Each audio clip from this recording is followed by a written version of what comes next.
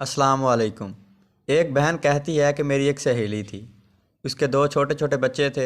अच्छी ज़िंदगी गुजार रही थी कि अचानक उसको एक बीमारी लग गई। बीमारी इतनी शदीद थी कि बढ़ती जा रही थी। इस बीमारी को कैंसर भी कह सकते हैं।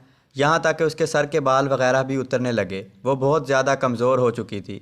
डॉक्टर को दिखाया, इलाज चल रहा था, मगर उम्मीद की कोई किरण नज़र नहीं आ रही थी। एक दिन हस्बे मामूल चेकअप के लिए डॉक्टर के पास गई। टेस्ट हुए तो रिपोर्ट्स वही मनफी आई। बल्कि इस बार डॉक्टर ने उसे कोई तसल्ली देने की बजाय इंतहाई दिल हिला देने वाली बात कही कि आपके पास सिर्फ 6 महीने बाकी रह गए हैं। आपकी बीमारी नाकाबिले इलाज है और अगर अद्वियात दी जाएं तो ज़्यादा से ज़्यादा 8 माह आप जिंदा रह सकती हैं। यह सुनकर वो सख्ते में आ गई और इतना रोई कि उसके आंसू थमने का नाम नहीं ले रहे थे। घर आकर उसने मुझे फ़ोन किया और तमाम बात बताई, लेकिन वो फ़ोन पर भी इतना रो रही थी कि मुझसे भी बर्दाश्त नहीं हुआ और फ़ोन बंद करने के बाद मैं सीधा उसके घर पहुंच गई। वो मुस्तकिल अपने मासूम बच्चों को देख देख कर रो रही थी। मैंने उसे बहुत तसल्ली दी। फिर रोते हुए उसने मुझसे पूछा कि कभी तुम पर कोई मुश्किल वक्त आया तो तुमने क्या किया।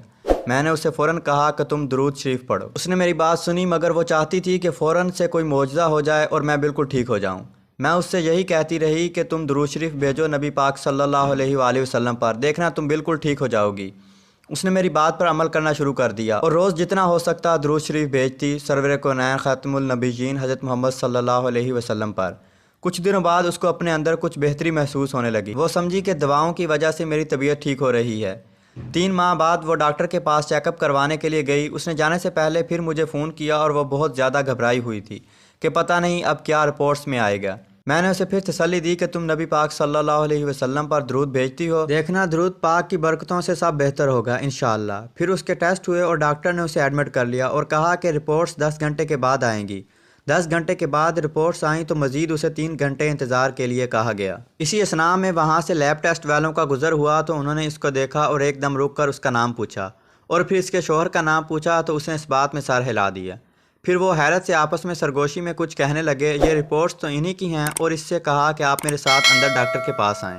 वो अंदर गई तो डॉक्टर ने उसकी रिपोर्ट्स की स्कैनिंग की और उसे बगौर देखने लगे। फिर उससे कहा कि आप इस तरफ आकर बैठें। वो डॉक्टर के करीब वाली कुर्सी पर जाकर बैठ गई। डॉक्टर बहुत गौर से और हैरत ज़दा होकर कभी इसको देखता और कभी इसकी रिपोर्ट्स को।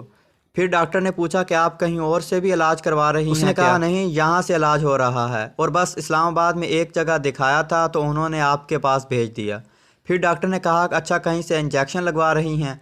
तो उसने कहा कि नहीं, मैं कहीं से इंजेक्शन भी नहीं लगवा रही। अब वो बहुत घबरा गई और उसने डॉक्टर से कहा कि डॉक्टर साहब क्या बात है, आप मुझे क्यों कंफ्यूज कर रहे हैं? तो डॉक्टर ने कहा मैं आपकी पुरानी रिपोर्ट्स देख रहा हूँ जिस पर आपको 6 से 8 माह तक का टाइम दिया हुआ है और इस पर आपके दस्तखत भी हैं। इसने कहा जी मुझे मालूम है। फिर डॉक्टर ने कहा कि अब मैं आपकी नई रिपोर्ट्स देख रहा हूं जिसमें हर चीज़ पॉजिटिव आ रही है, यानी कि इस बीमारी का कोई वजूद ही नहीं रहा आप में। वो कहती हैं कि मैंने उसी वक्त कुछ नहीं देखा कि मैं डॉक्टर के पास बैठी हूं या हॉस्पिटल में हूं।